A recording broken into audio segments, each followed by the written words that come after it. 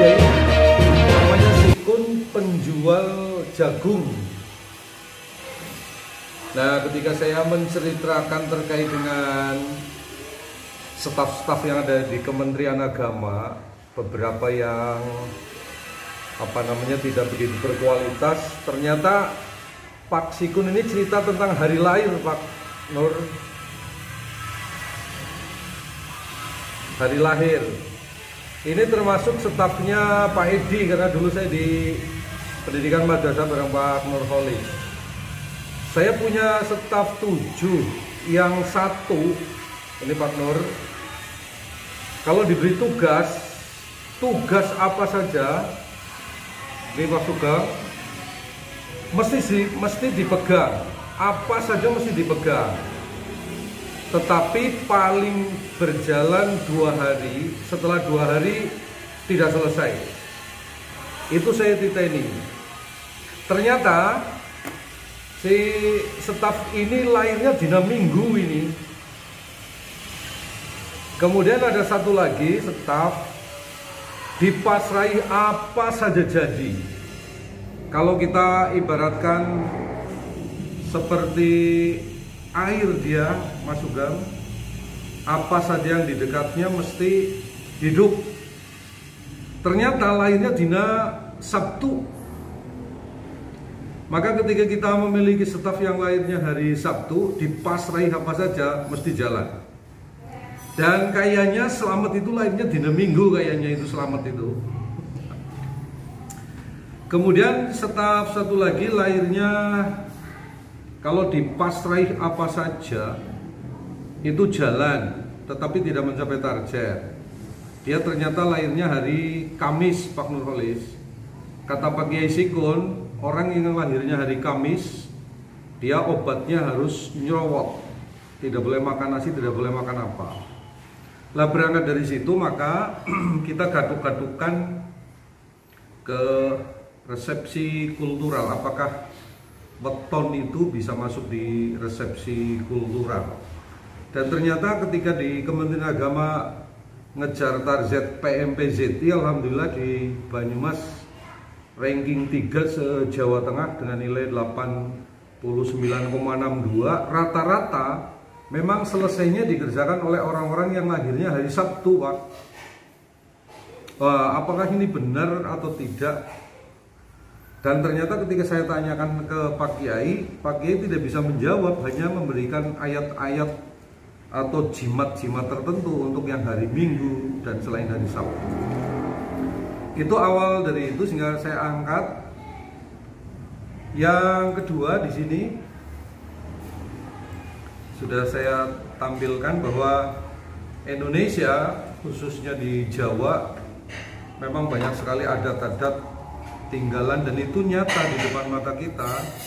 Orang akan pindahan ngitung hari, orang akan buka usaha ngitung hari, orang akan nikah pun juga menghitung hari.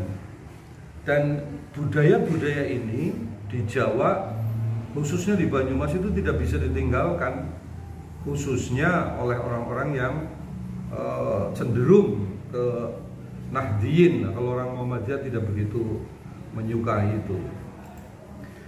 Oleh karena itu, Pak Nurholis dan teman-teman sekalian, ada beberapa kejadian ini menurut Kompasiana.com, polemik calistung di TK, bahwa beberapa berita menyebutkan kasus gagalnya sebuah pernikahan juga karena perhitungan weton. Seperti berita yang dirilis oleh Kompas ini yang menyebutkan 2 orang muda-mudi yang sudah menjalin hubungan lama gagal menikah karena perhitungan weton yang tidak sesuai. Dan hari ini saya di Nusa Kambangan juga ngelamar, yang harusnya ngelamarnya itu bulan Agustus, tetapi oleh orang tuanya atau mbaknya tidak boleh bulan Agustus, harus bulan Desember. Inilah kenyataan-kenyataan yang ada di lapangan. Oleh karena itu, weton yang tidak sesuai akan membawa malapetaka, katanya ini.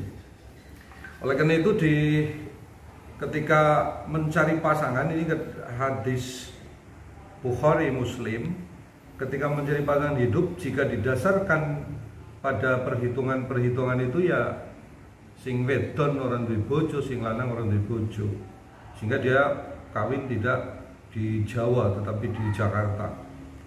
Sehingga Pak Bukhari Muslim menyampaikan bahwa untuk mencari pasangan ya harus berdasarkan karena beberapa yang sudah sering kita dengar, ada kecantikannya, ada keturunannya, dan ada agama. Tetapi di lapangan ini masih sering terjadi, Bapak-Ibu sekalian. Oleh karena itu, ini menarik untuk kita kaji apakah perhitungan weton sebagai resepsi kultural masyarakat dengan Al-Quran masuk atau tidak. Tujuan dari penulisan ini adalah mengetahui tradisi perhitungan weton sebagai resepsi kultural atau budaya dari hubungan Muslim dengan Al-Quran. Kita coba membaca dari berbagai informasi, ada buku, majalah, dan beberapa yang bisa kita serap aspirasi, termasuk dari Pak Sikun, gurunya Pak Saridin itu. Nah, berangkat dari sini maka kita coba untuk sebetulnya resepsi itu apa sih? Di bukunya Islam Tradisi dan Peradaban halaman 73 bahwa resepsi adalah bagaimana seseorang menerima dan bereaksi terhadap sesuatu. Jadi resepsi hadis contohnya adalah uraian bagaimana orang menerima dan bereaksi terhadap hadis dengan cara menerima, merespon, memanfaatkan atau menggunakannya di dalam kehidupan nyata. Sebagaimana yang kemarin Pak Profesor menyampaikan bahwa ada buku ini untuk pembaca dibawa oleh pola pikir penulisnya. Inilah diantaranya yang dimaksud dengan resepsi. Nah, terkait dengan perhitungan Jawa, merupakan perhitungan baik dan buruk yang dilukiskan dalam lambang atau watak suatu hari, tanggal, bulan, dan tahun. Sebagaimana yang tadi saya sampaikan di depan, Pak Selamat fotonya hari Minggu niku Pak Selamat kali udut fotonya dinten Minggu. Angger kuliah ya sakarepe dhewek, angger nggarap tugas ya rampung-rampung ditinggal lunga, ternyata fotonya hari Minggu itu. Itu sekalian sekilas terkait dengan weton, mungkin hampir sama dengan jimat. Ini menarik walaupun kita sama-sama tahu bahwa ada beberapa pandangan ulama ini yang saya nukilkan. Pendapat yang kuat adalah penjelasan Imam Syafi'i sebagaimana dinukilkan Syekh Burhanuddin bin Firqah. Apabila ahli nujum itu berkata dan meyakini bahwasanya tidak ada yang dapat memberi pengaruh selain Allah, hanya saja Allah menjadikan kebiasaan bahwa terjadi hal tertentu di waktu tertentu, sedangkan yang dapat memberi pengaruh hanyalah Allah semata. Nah, celaan yang ada terhadap hal ini sebaiknya dibawakan dalam konteks apabila diyakini bahwa bintang-bintang itu atau makhluk lainnya bisa memberikan pengaruh baik dan buruk. Kesimpulannya, sekalian, langsung kesimpulannya, bahwa tradisi perhitungan weton merupakan salah satu budaya yang berkembang di tengah-tengah masyarakat terutama Jawa. Tradisi wetonan dilakukan untuk menghitung hari baik, perhitungan baik dan buruk yang dilukiskan dengan lambang dan watak suatu hari, tanggal, bulan, tahun, dan pranata mangsa. Tradisi perhitungan weton yang berkembang di masyarakat Jawa dalam pandangan Muslim dan Al-Quran terdapat dua pandangan tergantung pada niatan. Seperti yang dikatakan oleh Imam Syafi'i yang sebagaimana saya sampaikan tadi, kemudian juga ada disampaikan di terakhir, jika dilihat dari Al-Quran dan hadis, perhitungan weton tidak dianjurkan sama sekali. Jika perhitungan ini dipahami sebagai suatu ikhtiar, maka tentunya terbatas pada tataran kehati-hatian. Sehingga orang tua ketika akan menjodohkan atau dilapori oleh anaknya pacar saya ini, dan hampir sebagian orang Jawa akan bertanya lahirnya dina apa. Nah, ini mungkin untuk terbatas pada tataran kehati-hatian, tidak sampai pada tataran justifikasi nasib di kemudian hari.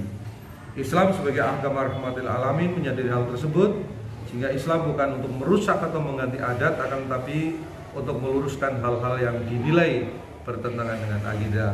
Demikian Pak Nur dan teman-teman sekalian sekilas terkait dengan weton. Terima kasih. Assalamualaikum warahmatullahi wabarakatuh.